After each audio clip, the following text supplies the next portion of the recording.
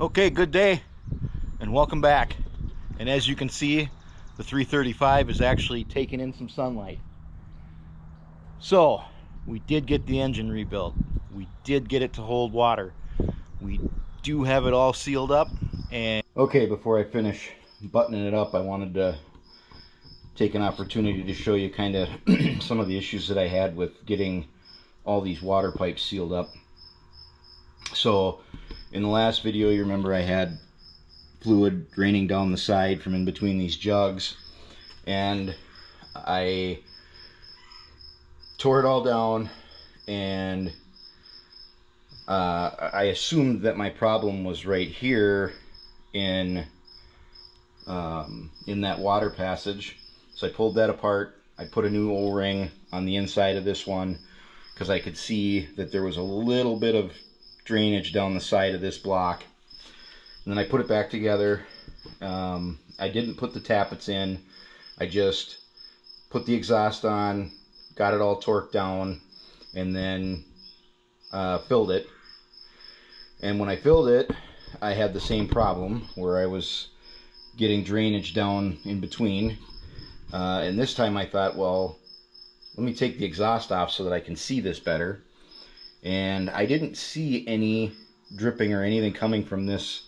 So what I think was happening is I had a leak in the water pump passage and in the upper passage. And I think it was dripping down the upper, running down this little shelf from the cylinder block, and then draining down. So I pulled the water pump passage, put a new O-ring in, put this back together. I seem to have it sealed up. And then I moved on to this frost plug in the back. Got a new O-ring in, grabbed a different frost plug because for whatever reason I couldn't get this one to seat and seal anymore. So that's in, and we're good there. And then I started to address this upper, and this was a real pain in the butt. For whatever reason, I tried the round rubber ring, and the ID of this one seems to be just a little bit too big. It slides on, but it's just not quite tight enough. So then I went to the flat style. I don't have any over here, but I went to the flat style, and that ID seemed to be just a little bit too small. And so I tried probably 3 or 4 times putting it together, seating it differently, and then I would have a small leak right here that I just couldn't get sealed. And when I pulled it out and really started to look at it, I noticed that for whatever reason this pipe, which is the same as this pipe, didn't have a taper on the lip. And what was happening is it just had a sharp edge to it, and so every time I was putting it in, that bottom edge was catching and it was tearing at that rubber ring, and so it wouldn't seal right. So I took it and I ground it because I didn't want to use this one. It's just too rusted and pitted, and so I ground my own taper at the bottom of it, and I got it to slide into that O-ring without too much trouble, and it didn't rip or tear, and that finally sealed it after I think I took this off 8 times. Filled it, it leaked, drained it, took it off, tried a different ring, tried a different position, tried all kinds of different things, and we finally got it sealed last night. So show you where we sit in the reservoir right now. We're right there, and we're pretty much holding right there. I did have it up by the overflow yesterday, and when I came out this morning it was down just a little bit from the overflow, and I think that's potentially just air that's still purging, because I didn't see any fresh drainage signs on the side of this thing. But again, it's hard to tell because we're still a little damp from last night and all the antifreeze was in and out and all over. So I think with that said, I'm close enough that I'm going to put the rest of it together and then run it a little bit. I am a little concerned that because I torqued these heads down on those gaskets 3 different times, that I've got a little bit of seepage out of those copper gaskets. But I'm hoping that maybe once I get it running a little bit and warm it up, it'll seal up, but we'll just have to see. Like I said, I don't know if this is still from it draining down and running down yesterday. I've cleaned it a couple of times, kind of. I don't know. It could be residual, and it could still be a problem. I'm not sure. But again, I'm close enough at this point that I can get it put back together and start it and let it run for a while. I've got the components to get the alternator and belt put on, so we can see if we have any issues in the water pump. We shouldn't. It's a brand new water pump. Well, remanufactured water pump. But that end of it seems to be fine. I didn't have any leaks here, and I haven't seen anything off the front of the pump. I haven't really spun it over yet, but yeah, so that's the next step, and I'll bring you back when we get there. And I did actually get to take it for a drive. All right, contact.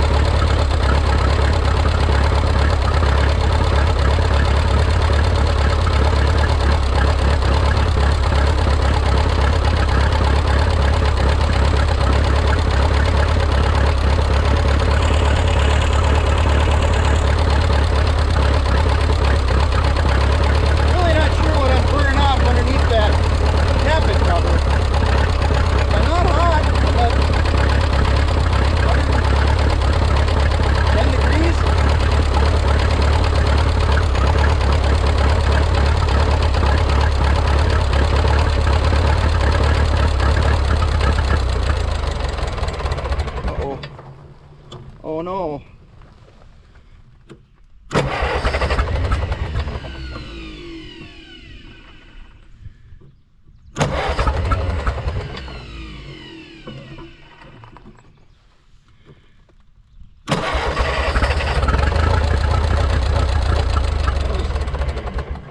Wonder if I'm out of gas again.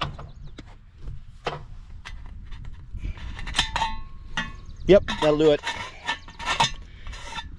Oh, that didn't take long. Okay, well, I guess I'm going to get gas.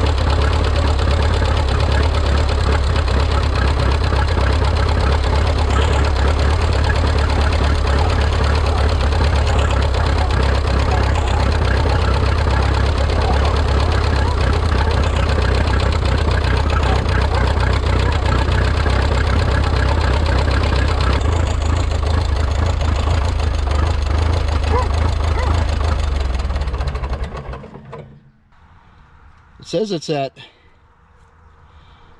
if that's 160, 50, 40, it's at about 140 degrees. Is that high? No. I did learn a couple of things. So, first of all, you'll see in one of the clips that there's some blow-by that is seeping up through the top of the tappet cover here.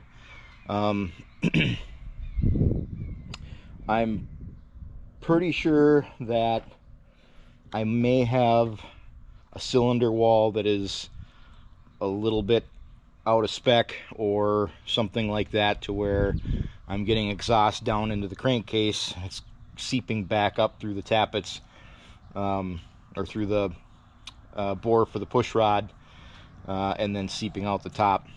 But I know that the engine is nice and cool, and that our original issue with this tractor, with there being a milk can hanging off the front because the radiator was punctured, it does look like that is taken care of. So I put just a temporary gauge that I could monitor, and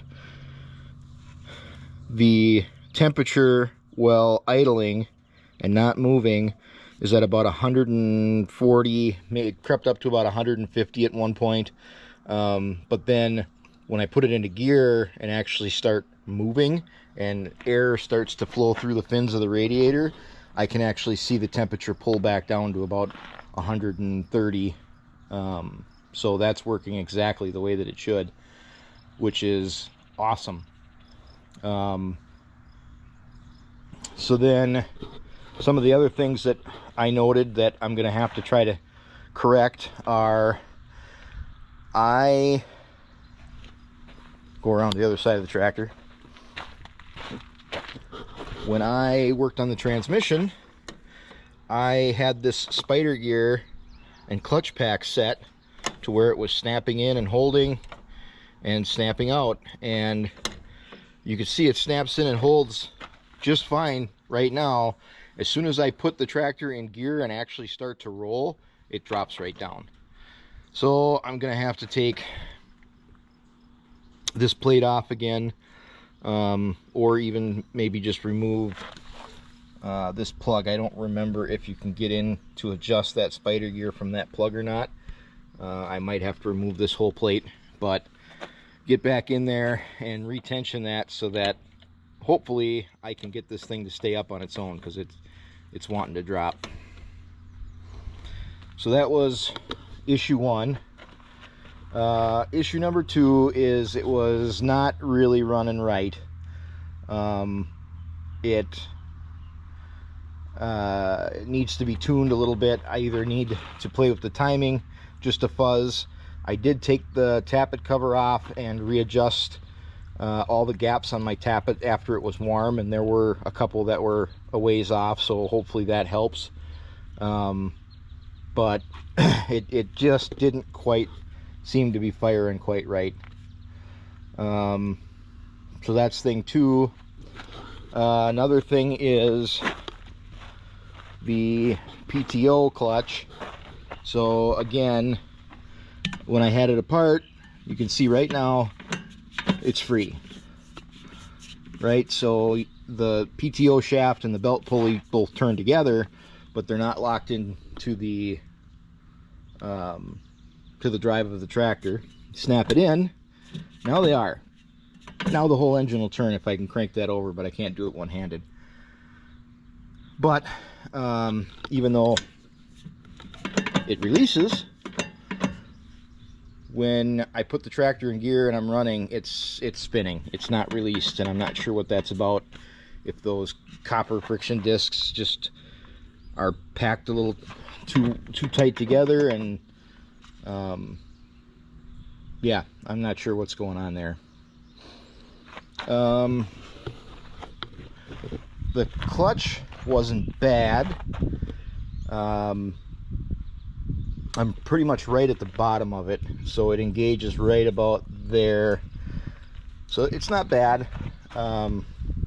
Brakes seem to stop me pretty good, so what else? Oh yeah, alternator. So I put the alternator on so that I could get the water pump running, which worked out good. However, you can see that my belt is a little out of line. So I'm going to have to do some adjusting with that to get this alternator pushed forward so that I don't have that belt come off on me.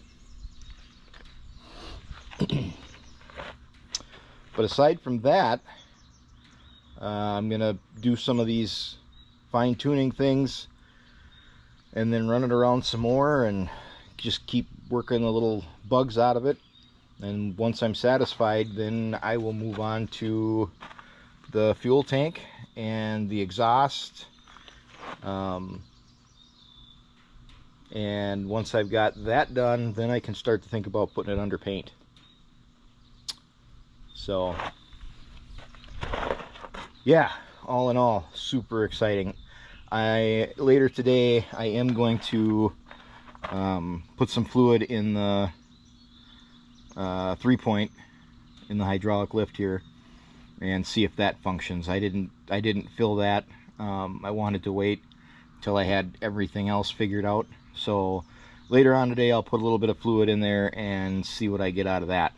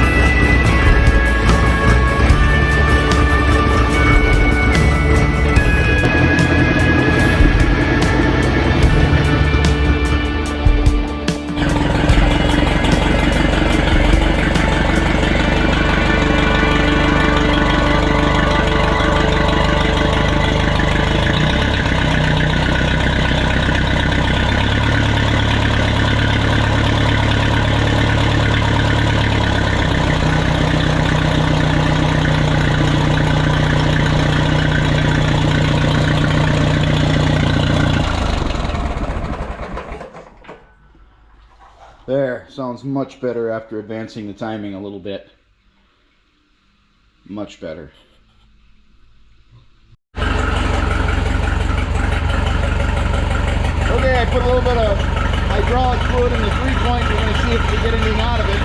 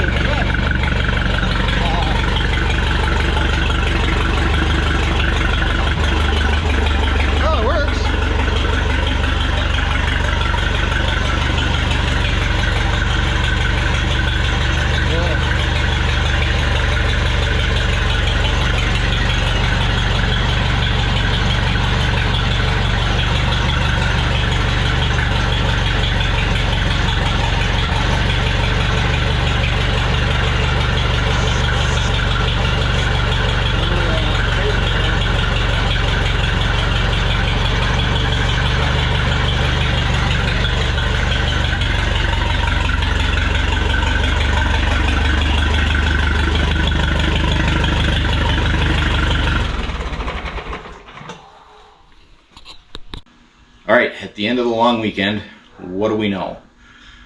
I know that it's going to run. I know that I've got a blow-by problem that I'm probably not going to get fixed.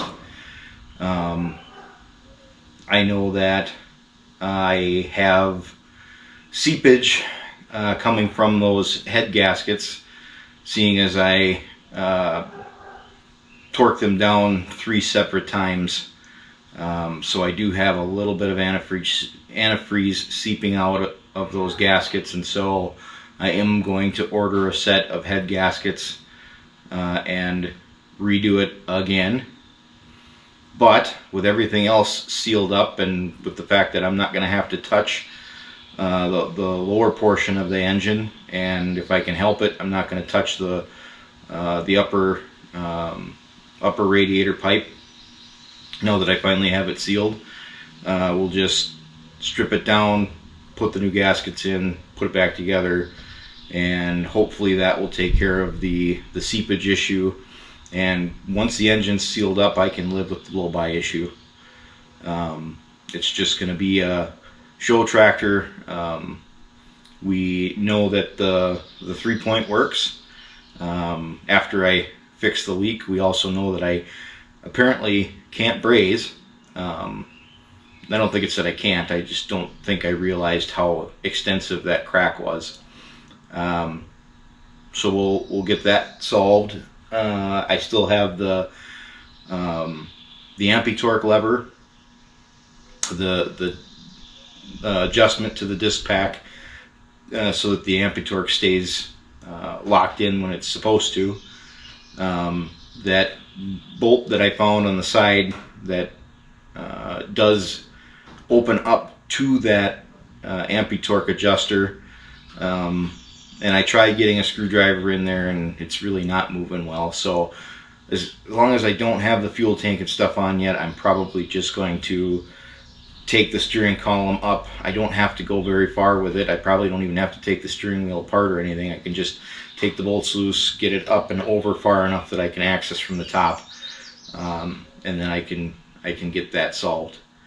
So yeah, that's pretty much where we're at. I'm gonna order the gasket tomorrow, and it'll probably be a week before I get it, and then we can tear it down, put it back together again, and if everything goes the way that it should, then we can start working on the fuel tank and the battery box and start thinking about getting this thing under a coat of paint.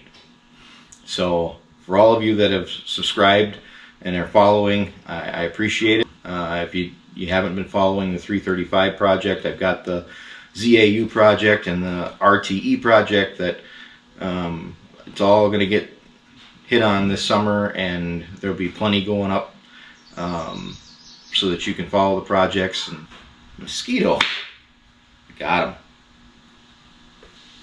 Thank you for watching, everyone. Take your foot off the clutch.